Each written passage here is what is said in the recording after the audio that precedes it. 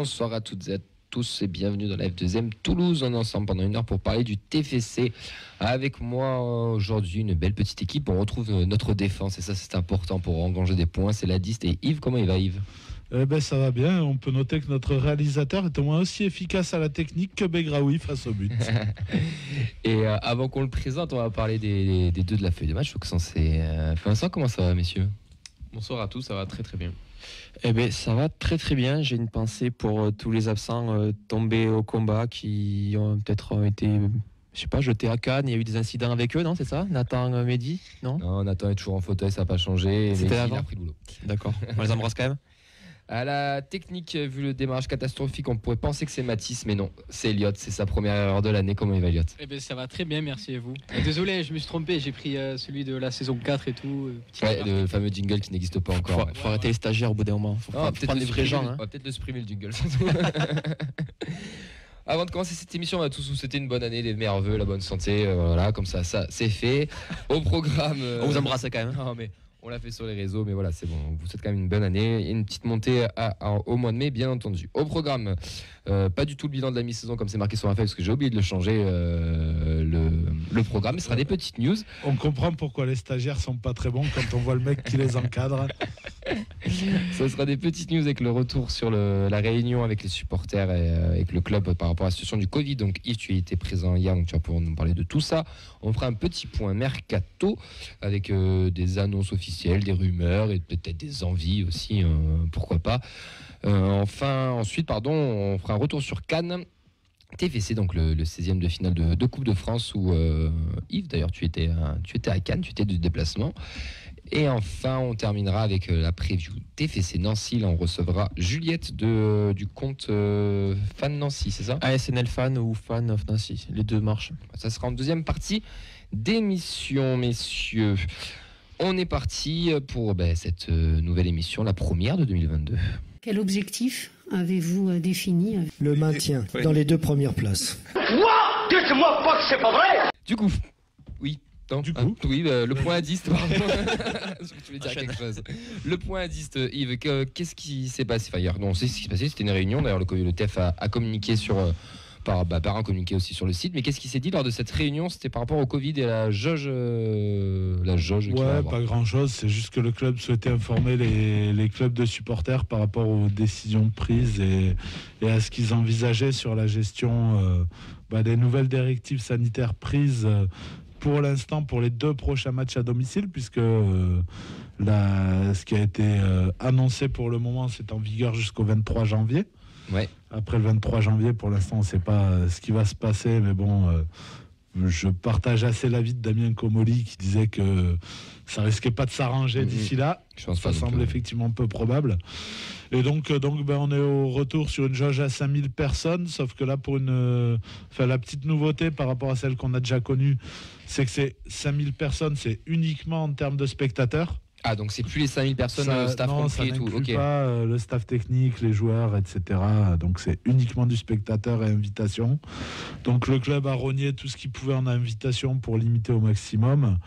Et en gros, il reste donc 3500 abonnés et donc 1500 places en vente pour le match. À la base, le club avait envisagé de favoriser le virage et la demande des Indians qui a été approuvée par tous les autres groupes de supporters, ça a été que tout le monde se regroupe en honneur sud, parce que d'une, ce sera plus sympa visuellement à la télé, et puis même pour l'ambiance, ce sera mieux d'avoir tout le monde ensemble plutôt qu'une partie en honneur sud, l'autre partie dans le virage. Donc tout le monde s'y retrouvait, ça a été accepté par tout le monde, et donc voilà, avec la seule exigence qui avait été posée, c'est que les tarifs restent accessibles, et que donc pour les places, les 1500 places qui restent, de toute façon le club a été clair, 1500 places, il n'y a aucun enjeu financier pour eux, donc elles seront mises au prix le plus bas du virage Brive-Tatomba, donc c'est-à-dire à 10 €.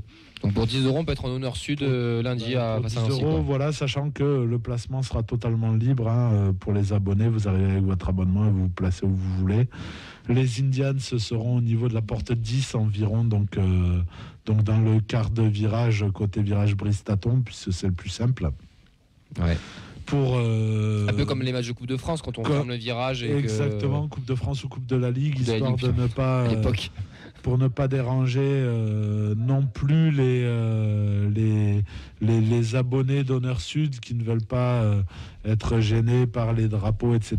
Donc voilà pourquoi ce compromis a été trouvé. Il y a eu une autre demande qui a été celle de faire en sorte que le Toulouse FC pousse afin de pouvoir conserver un parquage visiteur, d'accueillir des visiteurs. Donc l'idée est double, favoriser l'ambiance, parce que forcément quand il y a un peu d'adversité en face, ça galvanise un peu les troupes pour pousser un peu plus derrière son équipe, et en espérant que les clubs de Ligue 2 fassent de même et permettre aux Toulousains qui le souhaitent de continuer à suivre leur équipe et aller la supporter à l'extérieur. Donc voilà, dans un premier temps, les choses qui sont en place, sachant que voilà, comme d'habitude, pour le premier match contre Nancy, donc passe sanitaire obligatoire. Par contre, pour le match contre Pau, le pass vaccinal sera en vigueur. Et s'il est mis en vigueur à l'Assemblée. Voilà, mais a priori, ce qui est bien parti pour donc, ce serait le pass vaccinal pour le match contre Pau. Et le masque est obligatoire pour tous à partir de 6 ans. Voilà. La petite différence entre vaccinal, sanitaire, pass sanitaire, pass vaccinal, peut-être ceux qui ne savent pas. C'est assez simple. Les 3 doses, c'est ça. Faut être vacciné. Faut être vacciné. Faut être au maximum dans le processus de vaccination. Voilà. Les tests PCR et antigéniques ne seront plus acceptés, contrairement au pass sanitaire qui lui est valable. Le numéro de Livera s'affiche en bas de l'image ici. Voilà, n'hésitez pas. Pour les mineurs, est-ce qu'il faut 3 doses ou pas? Alors là, le numéro de Livera s'affiche en bas de l'image. Ça se passe, donc voilà, je vous invite à aller sur le site de l'ARS, etc., pour connaître la validité des passes. Je doute qu'il faille 3 doses, puisqu'entre la deuxième et la troisième dose, il faut laisser un certain laps de temps. Donc 2 doses devraient suffire dans la mesure où tu restes dans la validité du pass. Donc c'est-à-dire, je ne veux pas dire de bêtises, mais je crois que c'est 7 mois maximum comme ça, après la deuxième dose. Je parle bien sûr entre guillemets. Je suis pas allez vérifier. La meilleure solution, c'est d'aller vérifier. Vérifier chaque semaine, ça change assez vite. Oui, toutes les heures. C'était donc la feuille de soins, messieurs, après la feuille de match. C'était intéressant. Non, mais c'est bien de le dire parce que peut-être que tout le monde ne le sait pas. Yves, du coup, je suis un supporter lambda, que j'achète une place n'importe où dans le stade. Elle sera à 10 €, enfin n'importe où en honneur. Elle sera à 10 €. J'arrive avec mon billet. Je vais en honneur et je peux quand même aller avec les Indians. Tout à fait, le placement sera libre dans la tribune, donc tous les gens qui voudront, même les abonnés Sud, qui auraient envie de se déplacer pour être au plus proche des Indians et participer à l'ambiance, pourront tout à fait venir se placer au plus proche des Indians. Il n'y a aucune restriction à ce niveau-là. C'est cool, c'est une bonne initiative. T'en penses quoi, toi? Moi, je trouve que c'est une super initiative. Pour le coup, ça permet de resserrer les gens déjà. Alors, une super initiative. Vu le contexte. Voilà, c'est ça. Dans le contexte, le bricolage, je veux dire. Que c'est la moins pire des solutions qui a été trouvée. Ouais. Sachant que dans l'idée, on maintient, et je pense que les Indians et les groupes de supporters me suivront là-dedans, donc je m'avance un peu, mais voilà, qu'une jauge à 5000 dans un stade de 33 000, c'est complètement stupide et ça ne rime à rien. Mais voilà. On passe à la feuille politique maintenant. On est tous d'accord que la jauge proportionnelle soit quand même un peu plus intelligent et mieux. Surtout que nous, l'Assemblée pas député, on aura 5 000, mais certains stades ne font peut-être pas ces 5 000 personnes, ou en font à peine. Et même, on n'a pas eu d'écho de stade quand les stades étaient pleins, qui est servi de cluster, et on n'a pas eu d'écho comme quoi le fait d'avoir mis des jauges et même des huis clos avait stoppé le coronavirus. Donc, c'est vrai. Voilà. Si les mesures de barrière de je vais galérer là. Les barrières sanitaires sont respectées, le masque, le port du masque, etc., et qu'on le garde comme ça a été fait quand on a repris la route du stadium. Je veux dire, il n'y a jamais eu t'as raison, on n'a jamais eu de gros clusters dans un stade, encore moins à Toulouse, donc ça devrait peut-être pas changer. Messieurs, je pense qu'on a fait le tour. A priori, oui, il n'y a pas eu grand-chose de plus, puisque c'était vraiment une réunion d'information par rapport aux dernières mesures sanitaires et sachant que la prochaine réunion de dirigeants supporters, elle aura lieu comme l'année dernière à la fin du mercato pour faire le bilan sportif et envisager la suite de la saison. Ouais, on insiste, c'était une réunion avec les supporters, mais c'était pas la réunion supporters-dirigeants, c'était un point d'information au coronavirus. Voilà, il y a eu un peu d'échange sur si les supporters pouvaient avoir d'autres idées, comme le fait d'aller tous en honneur sud par exemple, mais c'était vraiment un point d'information par rapport à la situation, à ce qu'avait envisagé le club, sachant que comme d'habitude le club vient avec des propositions mais reste à l'écoute des supporters s'il y a de meilleures idées, et eux n'avaient pas envisagé le fait de mettre tout le monde en honneur sud parce qu'ils pensaient que ce serait refusé par les groupes de supporters. Donc, voilà. Alors que non, bien sûr, ça a été plutôt. Tu me rappelleras les Toulouse-Clermont, Toulouse-Auxerre de Coupe de la Ligue. Oui, ce que je veux dire, c'est un petit retour à la Coupe de la Ligue. Totalement, hein. Avec de l'ambiance pour le coup. Totalement. Oui, parce que la Coupe de la Ligue, les dernières années, on les a pas trop. C'était boycotté tout simplement la Coupe de la Ligue. De toute façon, la Coupe de la Ligue a toujours été boycottée par les groupes de supporters. Donc, c'était juste la Coupe de France, le premier tour de Coupe de France peut-être. Ouais, les premiers tours de Coupe de France qui se jouaient dans ces conditions-là, voilà. L'objectif du capot ne sera pas de faire lever tout le virage, mais de faire lever tout l'honneur. Et ça, c'est un défi. Ça, c'est un défi, mais ça peut se faire. Ça peut être beau. Ça peut être très très beau. Bon, Nathan, c'est plus compliqué, mais ça peut être beau. Ça c'est toujours délicat, mais bon, il fera l'effort. Hein. On l'embrasse. Non, pas trop. Oui, c'est vrai. Il nous regarde en mangeant, d'ailleurs, on le salue, apparemment, il divertit. Il ne posera pas pour lui, c'est quand même triste. Hein. On l'enchaîne. Auxin, ça va être le petit point mercato. Avant, c'est pas encore à toi, mais je vais quand même t'interroger dessus. Mais déjà, on a des retours, messieurs. Retour de notre ex-capitaine Gabriel Sen et Roger Rogel aussi qui revient. Roger Rogel, Rogel, je sais pas trop comment le prononcer à chaque fois, donc j'avoue que. Écoutez. Je prends Agustin, ouais, ça exactement. sera plus facile. L'Uruguayen, le défenseur uruguayen, on va l'appeler. Non mais comme j'ai pas vu Eurosport, mais j'ai entendu des super avis apparemment. Deux défenseurs centraux en plus, ça va repartir, non? Ça normalement, ça devrait pas rester au club. De toute façon, l'idée du club, c'est que ça reparte vite parce que ça coûte cher. donc voilà, a priori, dans l'idée. On part sur une volonté de retrouver une solution en prêt ou en départ et pas de les conserver. En parlant de prêt, le petit Cerbère, celui qu'on disait au bilan, n'a toujours pas joué, n'a toujours même pas une seule minute avec les pros. Peut-être l'occasion de le prêter, non? Peut-être des pistes, ce que envisagerait le club, je sais pas. Aucune idée de ce qu'envisage le club. On verra bien les propositions qu'il y a pour lui, mais a priori le niveau n'est pas suffisant pour espérer rentrer dans la rotation, donc ça semble évident qu'une recherche en prêt doit être en cours à mon avis. Peut-être de côté du national, peut-être. Il a déjà joué à ce niveau-là, puis le TFC a déjà pris, enfin ce risque-là non, mais déjà en Ligue 1, le TF prêtait en national, donc maintenant je pense que ça peut être une bonne idée pour le faire gagner du temps de jeu. Non, c'est ça, je suis totalement d'accord avec toi. Merci. Je pense que c'est le meilleur moyen possible. Le mieux serait peut-être de le tester en début de Coupe de France, mais là, vu qu'on arrive vers la fin, je pense qu'il va avoir de moins en moins sa chance. Donc, ouais. Après, prêt avec option d'achat ou pas? Je pense pas à ça. Je pense pas, non je pense pas. A priori, s'il n'a pas été testé sur les premiers tours de Coupe de France, c'est que le niveau était vraiment en deçà de tous ceux qui ont été testés. Donc voilà, on fera le bilan en fin de saison, mais pour l'instant... Ou peut-être que ça se trouve c'est un joueur qui a été recruté pour la N3, hein, tout simplement, ce qu'on disait la semaine dernière. Peut-être que c'est un joueur qui a été recruté pour la N3. Ça n'a pas été annoncé comme ça, donc parce qu'ils ont quand même beaucoup parlé autour de son recrutement, etc. Tu fais pas autant de foin autour du recrutement d'un joueur si c'est pour jouer avec la N3. Ouais. Zobo sur le départ, notre cher attaquant est sur le départ, mais surtout le jeune Bono qui a signé à Alès. Je ne sais pas si on vous a déjà dit. Non, j'arrête. On n'a pas commenté un match d'Alès en Coupe de France. Du coup, il part renforcer un concurrent de N3 Alès qui est premier. Mehdi, d'ailleurs, quand on a dit l'info, il nous a dit que c'était un très bon attaquant. Bon, à voir. Ouais, mais je veux pas être méchant, mais Mehdi, il voit que des très bons joueurs tout le temps. C'est vrai. Non, il avait dit qu'Adli n'était pas très fort, ni Ngoumou, donc c'est dire. On l'embrasse. Du garé, quoi. Silla qui part à la Cannes, donc c'est surtout la priorité de cette de recruter à gauche. Et Auxence, apparemment, il y a des petites rumeurs qui tournent. Exactement, on a un premier nom qui est cité. Alors, je tiens à préciser, ça reste une rumeur foot mercato pour le moment. Le nom est sorti, on n'en a aucune preuve légitime, entre guillemets. Mardoshi Nzita, latéral gauche belge de 21 ans, évoluant à Pescara en D2 italienne. Alors, je prends un risque. Je vais te dire que comme toutes les rumeurs qui tournent depuis que Comolli est au club, ça ne se fera pas et on verra arriver un mec que personne n'a vu venir. Après, celui-là, il fallait le trouver quand même. Mais celui-là, il est plus cohérent quand même. Enfin, tu sais, des deux italiennes, ça ressemble un peu au recrutement made in Comolli. Mais bon, après. Bon. C'est pour ça que. Bon. Ouais, mais justement, les sites se sont adaptés. Ils sont en train de chercher. Qu'est-ce que pourrait bien aller chercher Comolli ? Ils prennent un championnat, ils prennent un club à l'arrache. Et après, allez, on prend un genre d'effectif. Pas trop manager qui cherche des petites pépites, c'est pas trop cher. Et puis les balances.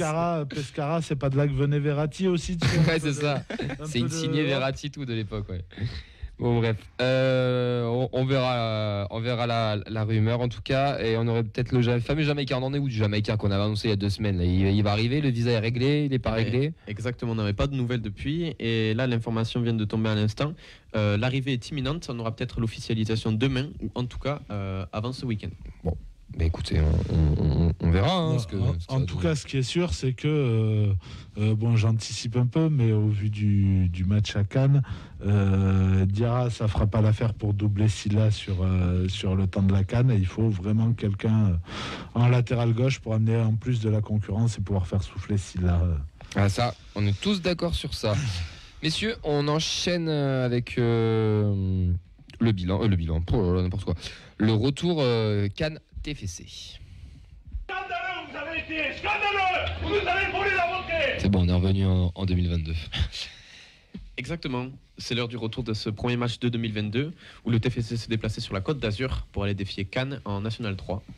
Donc composition 4-3-3 avec une équipe clairement de niveau Ligue 2 avec Peterson au cage, défense Diarra, Nicolas Senoro, Dessler, milieu Van den Boomen, Spearings, De Jagereux et une pointe à 3 en attaque, Ratao, Ile, Onayou. Si je me trompe pas, c'est la première fois que les 3 ils étaient alignés ensemble, peut-être. Titulaire. Titulaire. Ouais.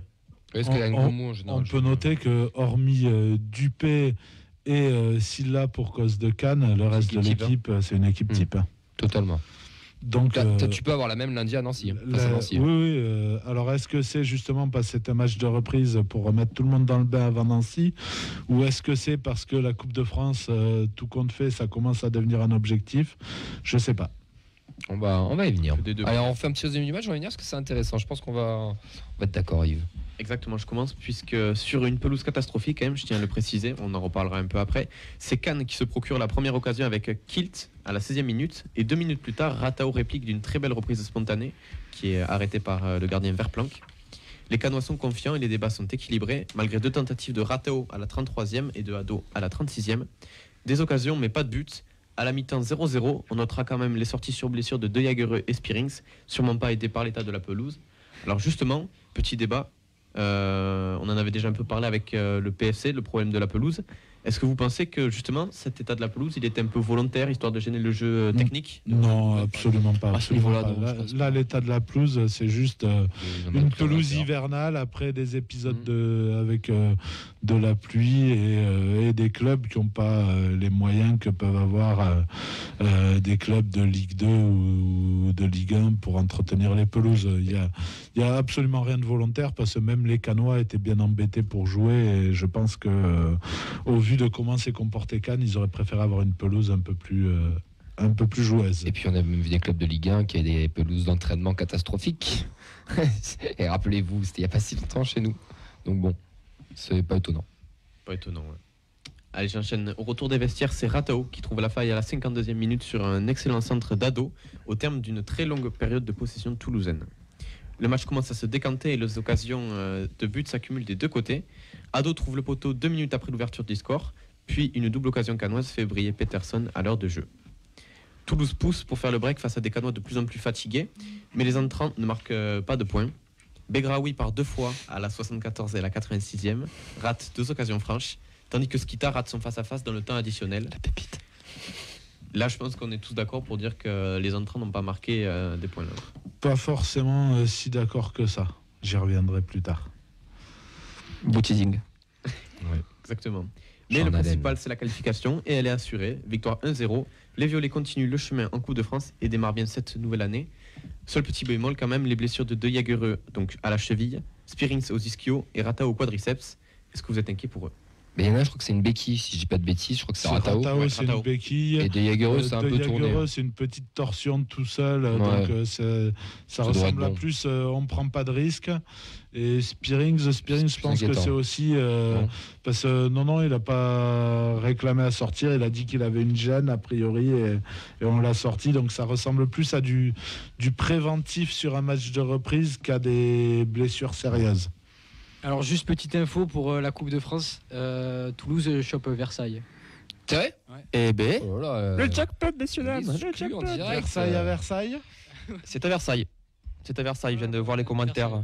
Donc écoutez, l'exclu en direct, 20h24, Versailles TFC en 8e de finale de la Coupe de France, donc on va pas trop s'avancer, on finira par ça après, mais c'est quand même potentiellement un quart qui se profile. Et du coup, est-ce que tu as fini sur ton retour de match, Auxence? Oui, il me manque juste les tops et les flops. Bon, on les mettra à la fin, ça, tranquille. Okay. Si on tape Versailles, si on chope Versailles en 8e de finale, je reviens à ce que tu viens de me dire, Yves, tout à l'heure. Est-ce que l'objectif coupe ne deviendrait pas peut-être un peu plus intéressant, parce qu'on a un quart qui peut se profiler? C'est là surtout, on verra, l'avantage de prendre Versailles, c'est que ça permet toujours d'espérer passer tout en faisant tourner.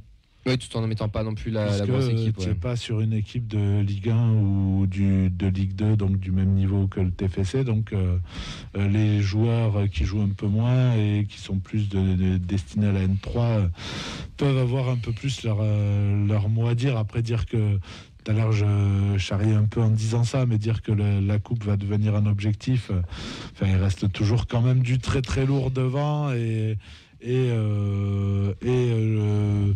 à part avoir une belle aventure, sportivement, il y a peu d'intérêt pour le club à essayer d'aller au bout et espérer aller au bout, quoi. Ouais, mais si tu passes Versailles, tu es à 2 matchs du Stade de France. Et moi, je trouve qu'une compétition, et déjà l'année dernière, j'avais le même discours et j'entendais les discours, et je pense qu'on va entendre les mêmes encore cette année. Attention de ne pas laisser trop de force en coupe. Le championnat, après, oui, on est tous d'accord, mais la confiance amène la confiance et les victoires amènent de la dynamique. Et ça permet aussi de faire jouer les joueurs, etc. Bien sûr, mais c'est beau aussi.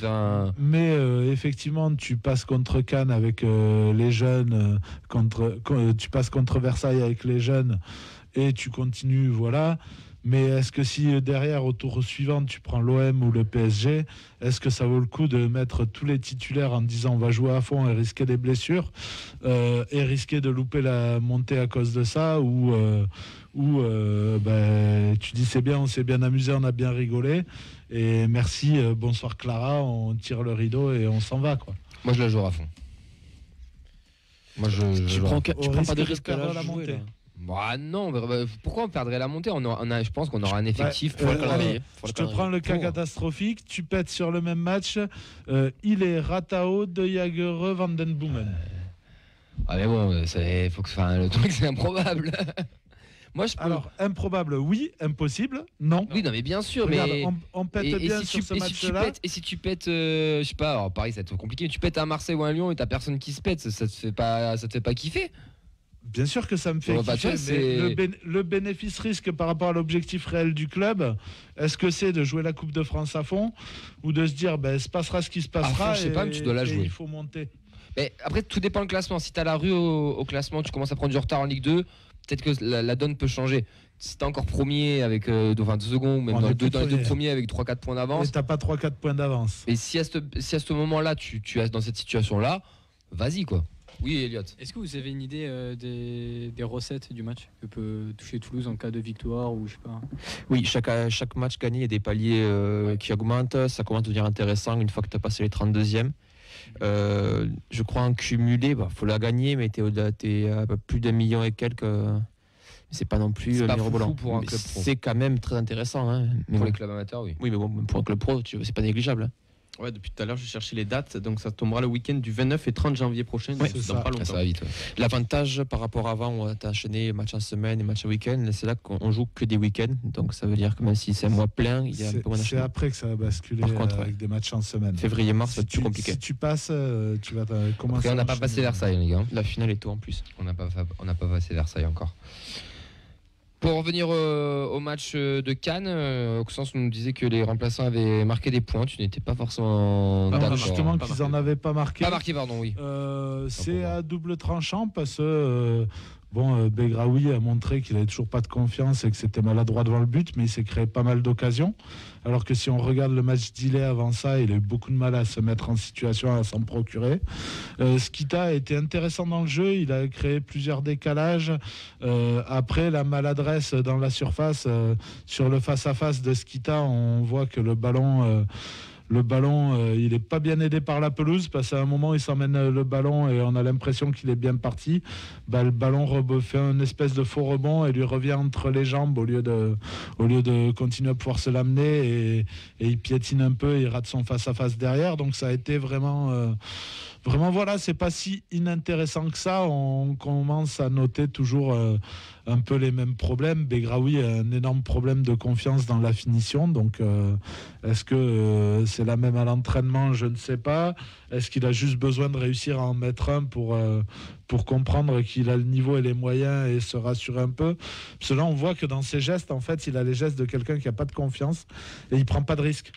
Il pense à cadrer et il cadre tellement que c'est toujours plein axe sur le gardien et voilà, donc il manque ce côté un peu prise de risque, mais ça bouge bien, les appels sont là, ça se crée des occasions.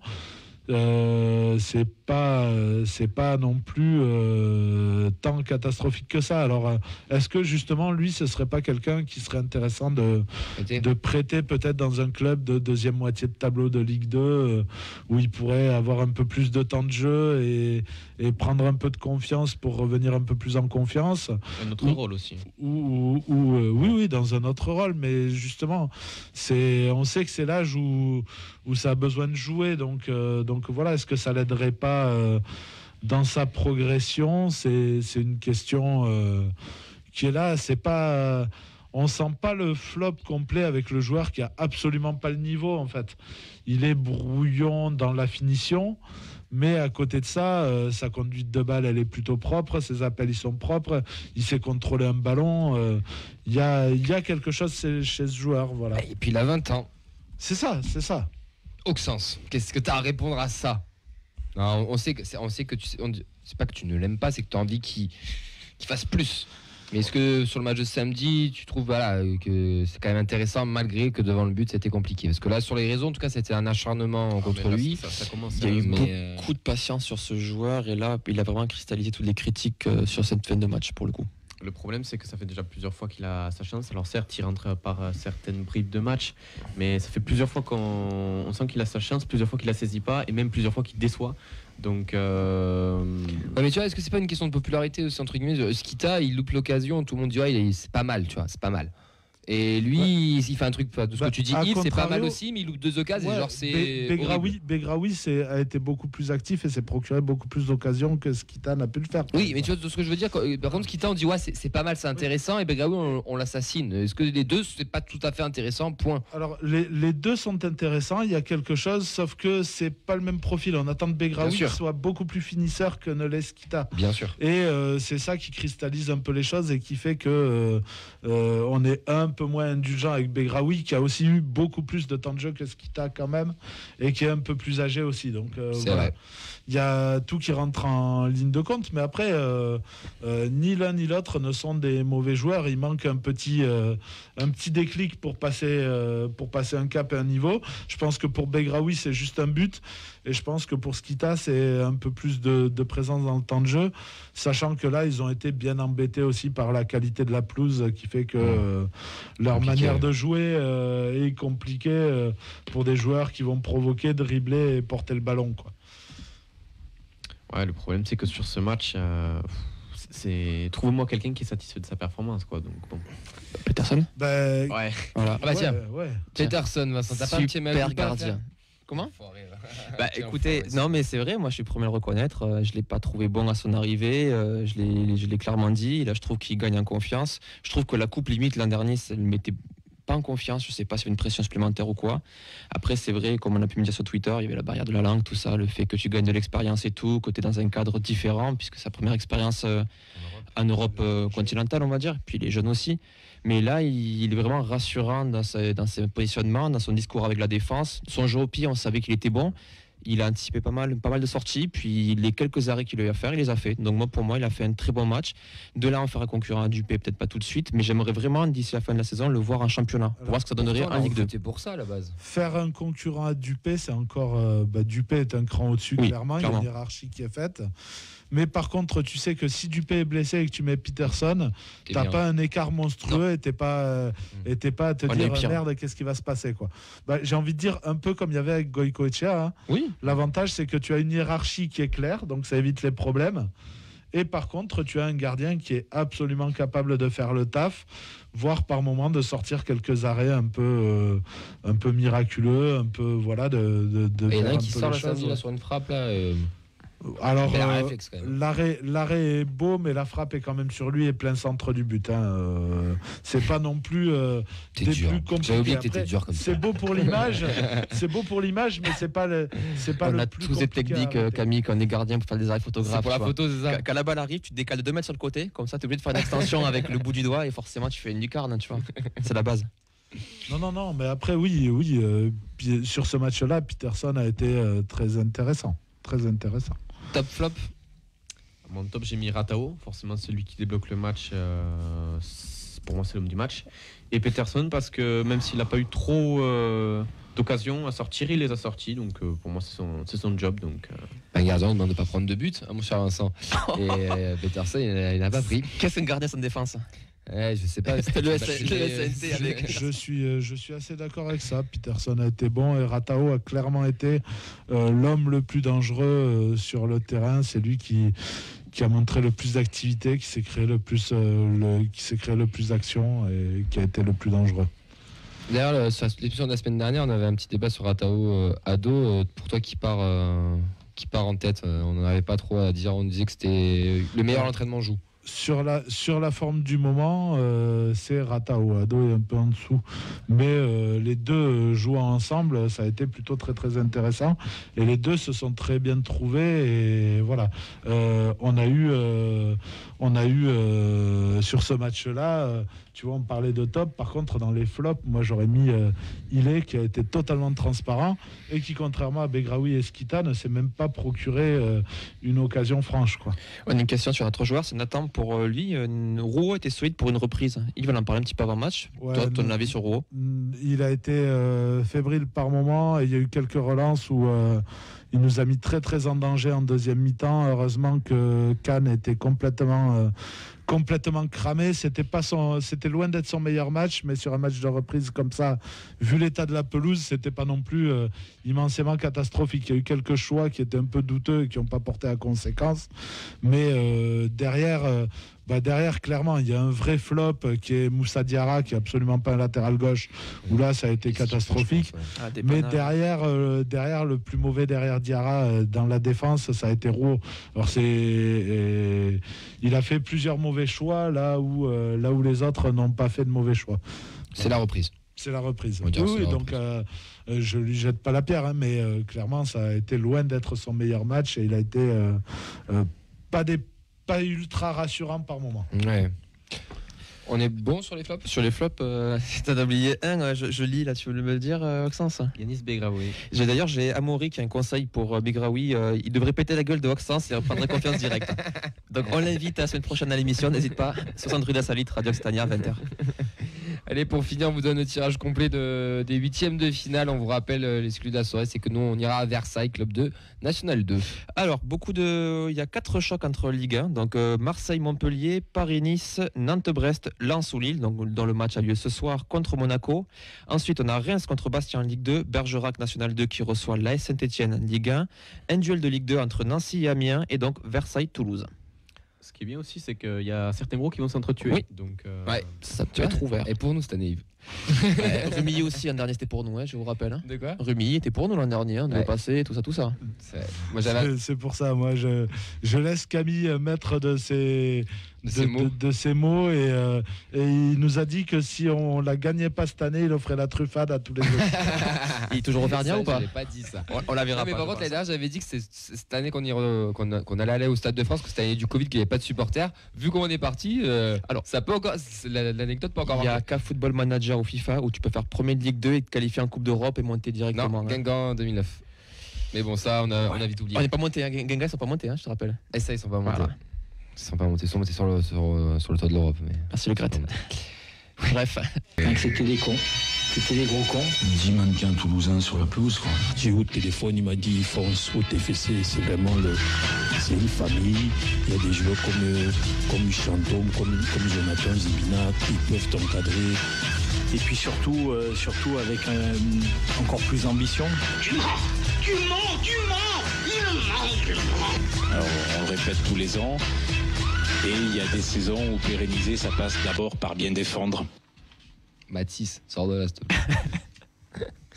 Allez, en preview TFC Nancy avec Juliette de Fan of Nancy. Salut Juliette, comment ça va ?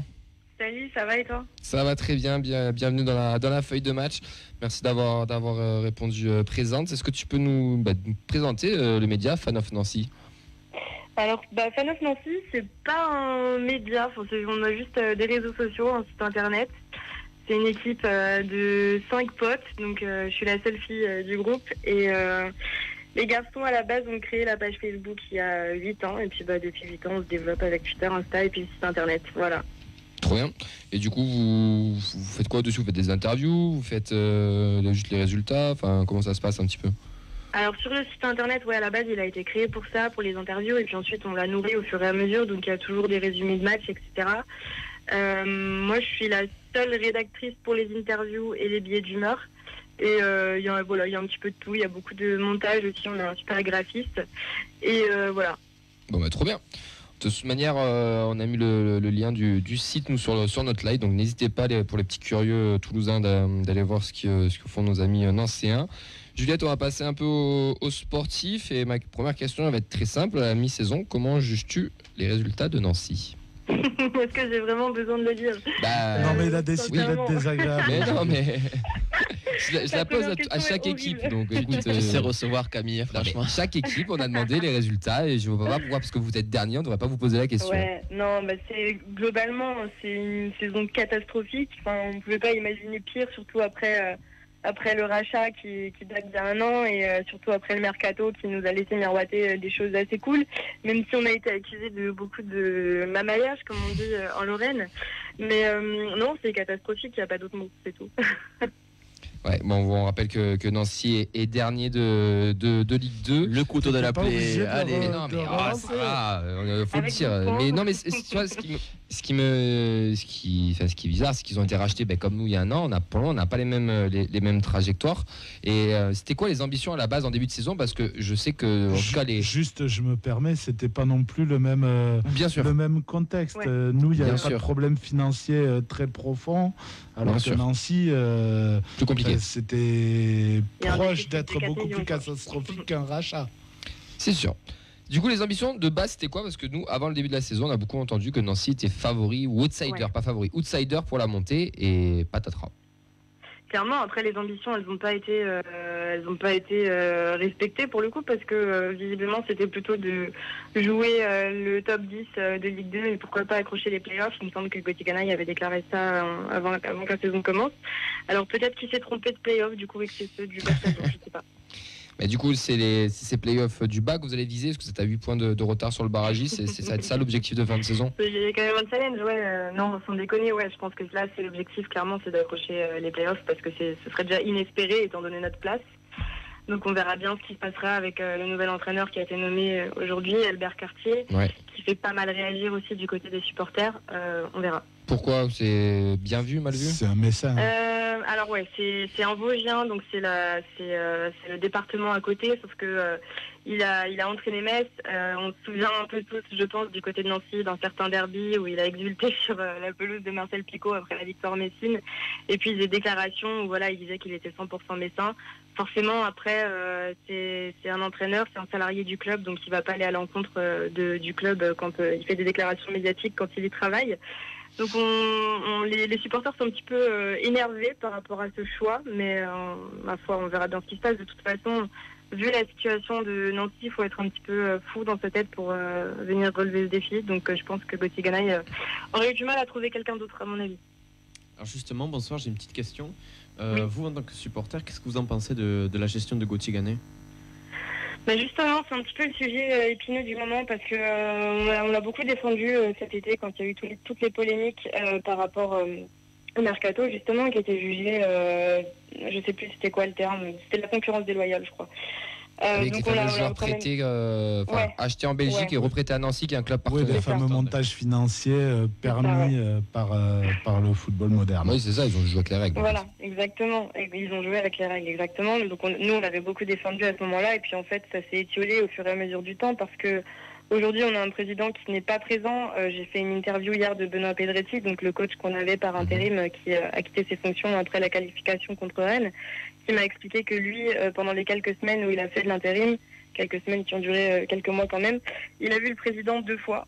Donc ça, c'est déjà scandaleux et c'est édifiant sur la façon dont il gère le club. Moi, je suis pas du tout rassurée, en fait, parce qu'on a l'impression d'avoir un président fantôme qui ne jure que par les datas de toute façon, et j'ai bien l'impression que les datas aussi ça fonctionne pas. Donc bon, honnêtement, globalement, ce qui ressort des impressions des supporters pour Gauthier Ganaïs, c'est pas très positif en ce moment.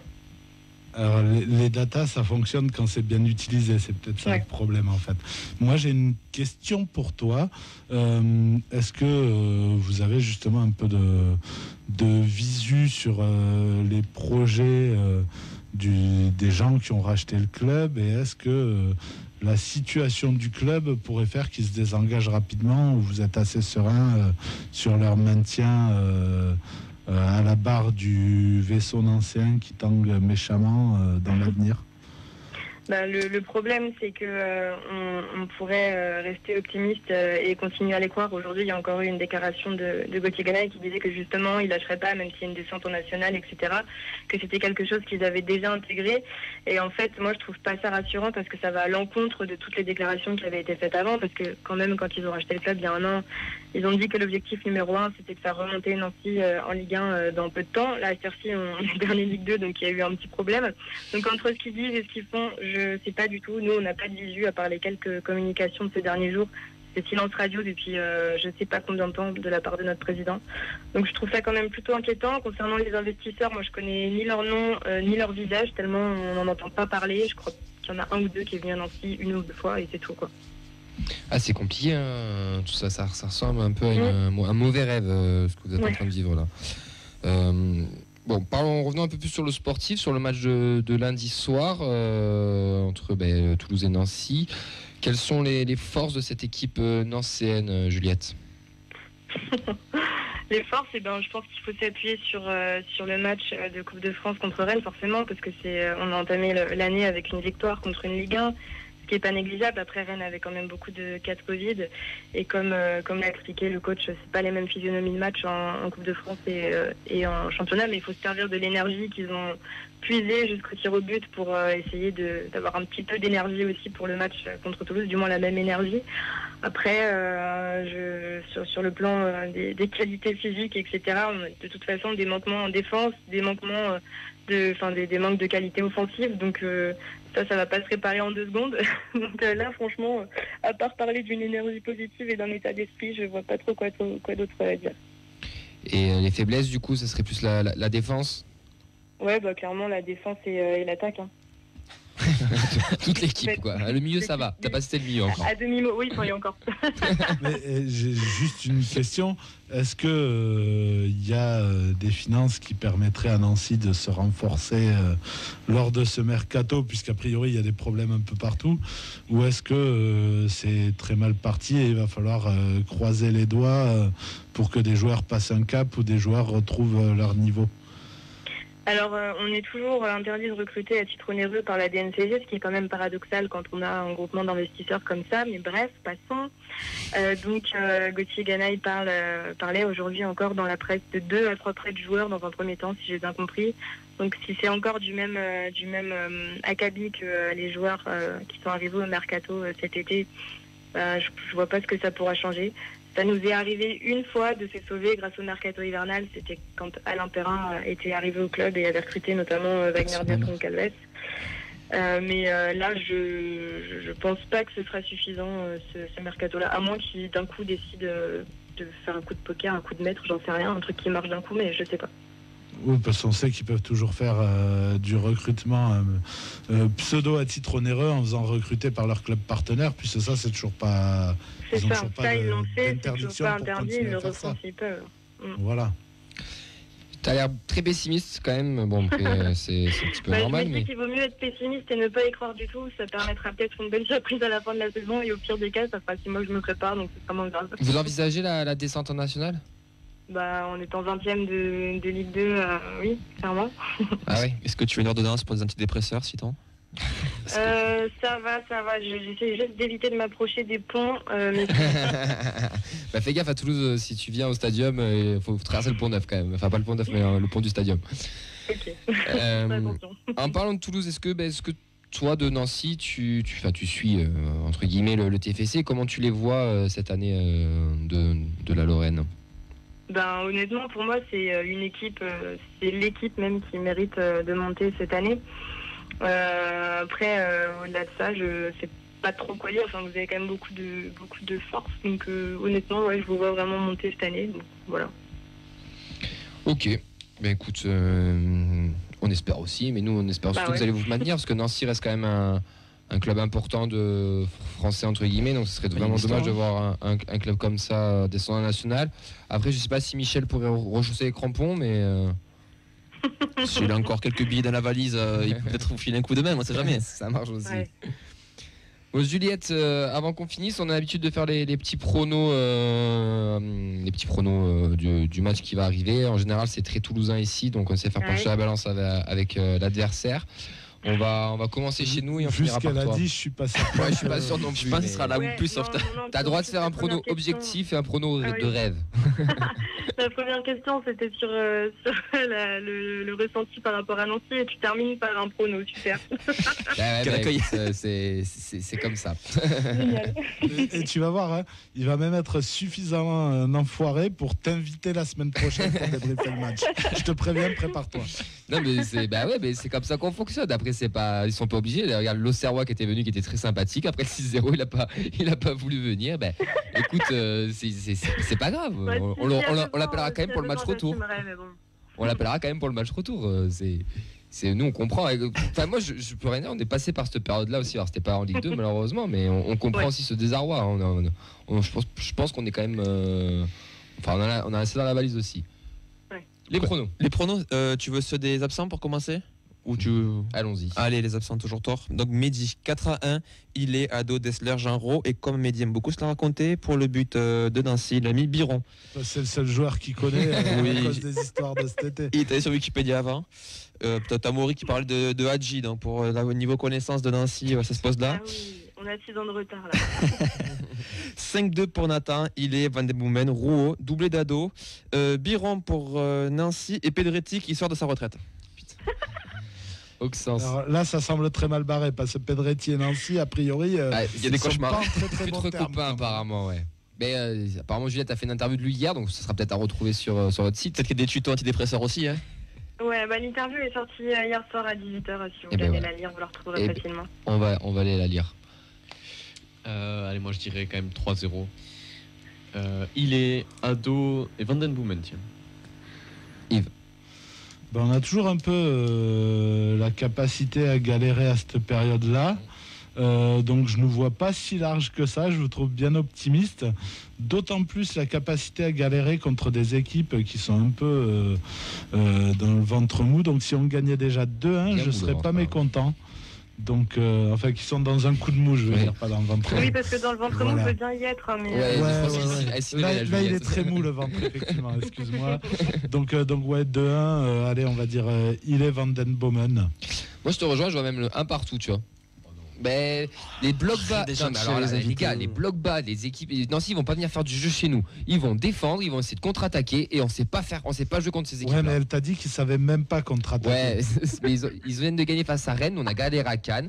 Moi, je vois un partout bien dégueulasse. Match nul contre Rennes, soyons précis. Ils ont Oui, gagné au tir au but. Et on va s'engueuler même sur ça. Oxens, tu veux intervenir peut-être? Non, avec tout le respect que j'ai pour Nancy, quand même, en tant que Toulouse, en tant que leader, on se doit de battre la Lanterne Rouge quand même. J'ai pas dit qu'on se doit pas. Il y a d'autres équipes qu'on se devait de battre sur la première partie de saison et où malheureusement, si on est second, c'est bien qu'on n'a pas su les battre. Hein. Non, mais c'est surtout que Nancy, ils sont pas en confiance. En plus, c'est l'occasion. Moi, je pense qu'ils vont avoir la rage du match aller aussi. Enfin, n'oubliez pas qu'en deuxième ou troisième journée, ils en ont pris une belle aussi à Pico. Je pense qu'ils vont avoir la dalle et ils vont nous emmerder. Et moi, je vois bien un partout. Vous imaginez le bonheur que c'est pour des joueurs de Nancy de venir à Toulouse, le soleil, la jolie ville, tout ça. Ils vont venir en vacances. Ils souffrent ces gens-là, tu comprends? Alors, la jolie ville, Nancy, c'est la dernière ville potable dans l'Est. Je veux bien, mais la ville, on arrête tout de suite. C'était la dernière ville potable dans l'Est. Quand tu montes un peu au-dessus, j'adore ça, c'est fort rien, j'adore. C'est vraiment catastrophique. J'adore les Messins, mais Metz, par exemple, par rapport à Nancy, en termes d'architecture et de ville, Metz, c'est horrible. Voilà, faut être honnête. Ah, c'est affreux, on est d'accord, c'est affreux. C'est pas parce que je suis nancéenne, c'est vraiment moche. Oui, non, mais je suis d'accord avec toi et pourtant j'ai beaucoup plus d'affinité. Beaucoup plus d'affinité pour les Messins que pour les Nancéens. Juliette, ton prono. Oui, après ce point historique et géographique. Mon prono, je te rejoins presque parce que j'aurais bien dit 1-1, mais je sais très bien qu'on va se prendre un but à la 93e, donc 2-1. Ah ouais, pour Toulouse. Oh. Tu vois écoute, pourquoi pas. Moi, c'est quoi, Juliette, je signe. Je vais pas te mentir. Pas moi. Bon, en tout cas, Juliette, merci à toi d'être venue. En vrai, on n'est pas si méchant que ça. On est très gentil. Et d'ailleurs, si tu veux revenir mardi pour faire le débrief, c'est avec plaisir, mais tu n'es pas obligé, bien sûr. Mais si tu veux revenir, c'est avec grand plaisir. Pourquoi pas.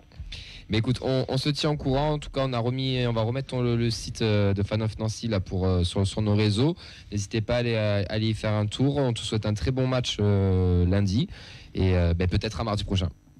Et ça marche. Merci pour l'invitation et puis bon match lundi aussi et peut-être à mardi. Ouais. Allez, c'est gentil. Ciao, Juliette. Un grand merci à toi. Messieurs, il nous reste 2-3 minutes. 3 minutes. Ça suffira pour faire la chaîne de 3 questions. Oui. Allez. Et maintenant, c'est le quiz de la feuille de match. À 2 secondes près, t'étais bon. Tu vois, j'étais en train de lever les yeux pour te regarder, mais. Non, il a été très très bon parce qu'il y en a marre que tu annonces les jingles avant qu'il les envoie. Non, j'avais pas. Donc il envoie les jingles. J'allais pas annoncer le jingle, j'ai dit on va passer au quiz. Merci de l'avoir fait. Mais non, mais j'ai dit on va passer au quiz et le regarder, et puis bon, voilà. Allez. Ouais, de toute façon, c'est truqué, je sais même pas qui va gagner. Bon, allez, on va dire non, passer à la compo d'équipe, tout simplement. Le 17 décembre 2016 fut le théâtre de la dernière confrontation entre le TFC et l'AS Nancy Lorraine en Ligue 1. C'était la 18e journée de la saison, un score magnifique de 1 but partout. Et je vais vous demander donc la composition des deux équipes avec les remplaçants. Si vous trouvez les buteurs, quand vous faites le tour, vous aurez un joker. 2016. Est-ce qu'on commence? Est-ce que Elliot, t'es pas né? Est-ce que tu veux jouer? Allez, pourquoi pas. Allez, tiens, tu commences. Il a pas eu le temps de chercher sur l'ordi. Non, Bosgar. Allez, c'est mort, suivant. Oxens. Pas sûr. Moubanche. Et non, Moubanche, c'est mort. Merci d'être venu. Yves. Regatta. On fait notre quiz sinon, parce que là, il n'y a plus de joueurs. Camille. Ben Yedder. Il est parti en 2016, Ben Yedder. Oh, c'était un carnage. Bon, tout le monde rejoue parce que tout le monde est éliminé. Allez, on revient sur Elliot. Lafont. Et oui, Elliot est en tête. J'attends absolument rien à ce qu'il dit. Lafont. Oxens. Yago. Oui. Yves. Ah si, j'en étais un. Défenseur, je sais pas. 2 grands défenseurs. Enfin, je sais pas s'ils étaient. Diop, oui, c'est bon. Julien, et c'est le buteur, donc ça te fait un point bonus. On revient sur Elliot. Est-ce que la chance a continué? Sanogo. Ouais, c'est bon, il a réussi à ouvrir. Non, Sanogo n'était pas là. Oxens. Braithwaite, c'est bon. Yves. Braithwaite, il n'y avait pas Ben Yedder. Qui était le grand attaquant? Gradel. Non, Gradel, non. Il n'y est pas? Non, pas encore. Tréro, non. Corentin Jean. Corentin Jean non plus. Putain. Oxens. Somalia. Oui, Somalia. Yves, allez, tiens. Non, il a Il a gagné. Il a gagné. Il est 21h en plus. Tu veux les autres, on s'en fout. Vas-y, rapide. Silla, Michelin, Durmaz, Doumbia, Toivonen, Akpak Pro, Hudson-Edouard, JCP. Ah ouais. Le queen à la feuille de match est terminée. Oh yeah. Bah écoutez, messieurs, cette émission touche à sa fin. Merci à la Dist et Yves d'être venu. Merci Auxence, Elliot et Vincent. Merci à toutes et à tous de nous avoir suivis. Merci à Juliette aussi d'être venue présenter Nancy. C'est lundi, du coup, Toulouse-Nancy au Stadium. 5000 personnes. Les abonnés pourront y aller, ainsi que 1500 autres personnes. On vous souhaite à toutes et tous une très très belle soirée. On se retrouve mardi prochain sur 98.3, 21h. Et juste pour finir, si vous ne savez pas quoi faire demain soir, venez à l'Évasion à Saint-Michel. Il y a un petit blind test organisé de 20h à 22h par Good Morning Toulouse. Et il y aura Vincent et moi-même à l'animation. À demain pour ceux qui veulent venir. Et sinon la semaine prochaine pour les autres. Ciao, ciao.